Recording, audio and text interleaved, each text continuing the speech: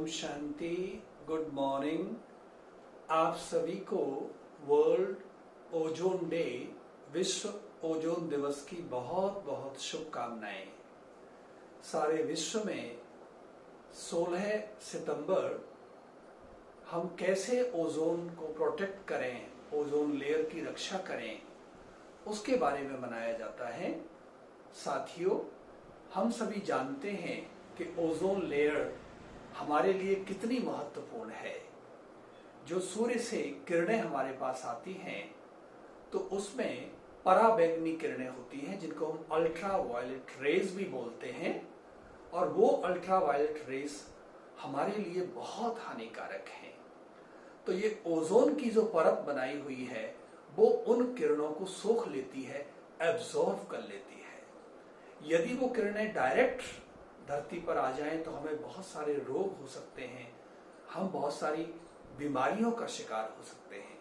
तो प्रकृति ने ये जैसे एक हमारे लिए सुरक्षा कवच बनाया हुआ है। लेकिन अब क्या हो रहा है, हमने बहुत ज्यादा उद्योग धंधे, प्रकृति का दोहन, एक्सप्लॉयटेशन, इतनी ज्यादा गैसेस निकल रही हैं, तो उसका दुष्परिणाम क्या हो रहा है कि वो ओजोन लेयर डिप्लीट हो रही है। उसमें बड़े बड़े सुराख हो रहे हैं, छेद हो रहे हैं, और उनके कारण जो पराबैंगनी किरणें हैं, अल्ट्रा वायलेट रेज हैं, वो डायरेक्ट धरती पर आ रही हैं और उनसे बहुत मनुष्यों को भी और दूसरी चीजों को भी बहुत हानि हो रही है और हो सकती है। तो उसी के बारे में लोगों को जागरूक करने के लिए आज ये दिवस मनाया जाता है। तो हम ओजोन लेयर की महत्ता को जाने और उसका बचाव करने के लिए हम कैसे ओजोन लेयर को प्रोटेक्ट करके रख सकें, उसके बारे में कुछ छोटी छोटी बातें हैं जो यदि हम अपने जीवन में ले आएंगे तो जरूर हमारा जीवन इस धरती पर सुरक्षित रह सकेगा। सबसे पहली बात मैं आप भाई बहनों के ध्यान पर देना चाहता हूं कि जो CFC गैसेस हैं, जिनको हम बोलते हैं क्लोरोफ्लोरोकार्बन गैसेस, जो बहुत सारे सोर्सेस से निकलती हैं, उसमें जो प्रमुख सोर्स है वो है हमारा फ्रिज, जिसको हम रेफ्रिजरेटर बोलते हैं। और वो गैसेस क्या करती हैं, वो ओजोन लेयर को डिप्लीट करने का, ओजोन लेयर को नष्ट करने का कार्य करती हैं। तो मेरा अभिप्राय यही है कि आज चूंकि ये दिवस है तो हम ये जो रेफ्रिजरेटर्स हैं इनका जितना कम प्रयोग करेंगे तो हम ओजोन लेयर की रक्षा कर सकेंगे, हमारा जीवन सुरक्षित रहेगा। और दूसरी बात है कि हम कारों का कम से कम प्रयोग करें, क्योंकि जितना ज्यादा हम कार का प्रयोग कर रहे हैं तो उससे जो प्रदूषण बढ़ रहा है, और वो प्रदूषण भी ओजोन की जो परत है उसको नष्ट कर रहा है, उसमें सुराख हो रहे हैं। तो अब हम क्या कर सकते हैं, कई बारी हमें कार की आवश्यकता नहीं होती है, हम फिर भी हमने अपना स्टेटस सिंबल बना लिया है, हम समझते हैं कार से नहीं जाएंगे तो लोग क्या समझेंगे। लेकिन आज भाइयों बहनों, हम ये संकल्प लें कि हम साइकिल से जाएंगे, हम पैदल चल के जाएंगे, तो उसके हमें कई सारे लाभ हो सकते हैं। पैदल चल के जाएंगे तो हमारा एक्सरसाइज भी होगी, कोई रास्ते में लोग मिलेंगे तो हम उनसे भी मिल सकते हैं, स्माइल कर सकते हैं। साइकिल से जाएंगे तो भी हमारी सारी बॉडी की एक्सरसाइज हो जाती है। तो कार का जब बहुत ही आवश्यक हो हम तभी उसका उपयोग करें, अन्यथा न करें।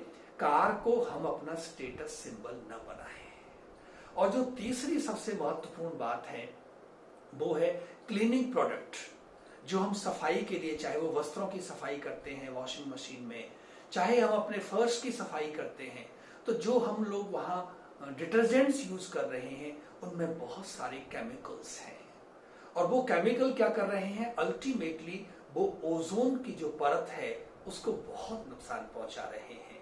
तो हमें उसके बारे में थोड़ा सोचना पड़ेगा।